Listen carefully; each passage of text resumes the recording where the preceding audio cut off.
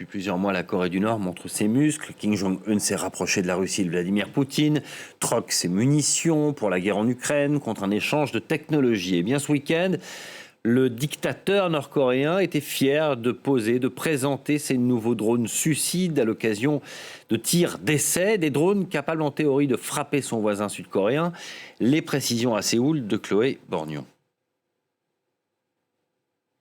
Ces tests de performance qui ont été menés, c'était pour vérifier si ces nouveaux drones d'attaque, ces drones suicides, étaient capables de suivre un parcours prédéterminé avec des obstacles et d'aller toucher une cible au sol, puisque c'est pour ça qu'ils ont été conçus. Alors, d'après l'agence de presse nord-coréenne KCNA, les tests ont été un succès. Et ce week-end, Kim Jong-un lui-même a donc appelé à développer et produire davantage de ces drones, mais aussi et surtout à équiper au plus vite son armée avec cette nouvelle technologie.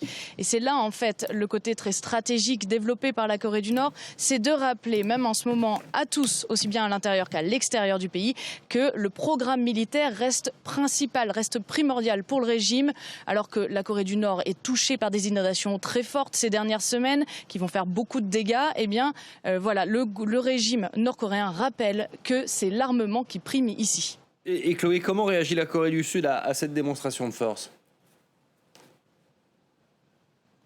Bien, la Corée du Sud, en fait, s'y prépare, même si ces photos de drones et ces nouveaux drones ont été montrés pour la première fois.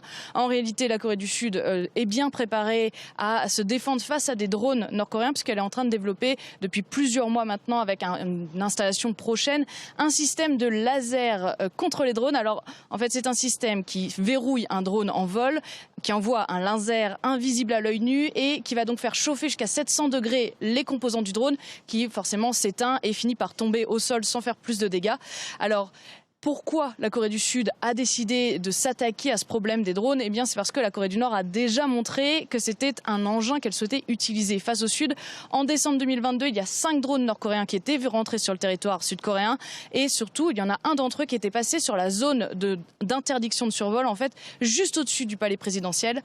Il faut aussi noter qu'on est effectivement dans une période aussi de tension, qui est propice aux tensions en tout cas, puisque depuis la semaine dernière, c'est l'événement, les essais, les préparations militaires entre les États-Unis et la Corée du Sud. Chaque année, les deux armées s'entraînent ensemble, donc c'est souvent une source de tension avec la Corée du Nord.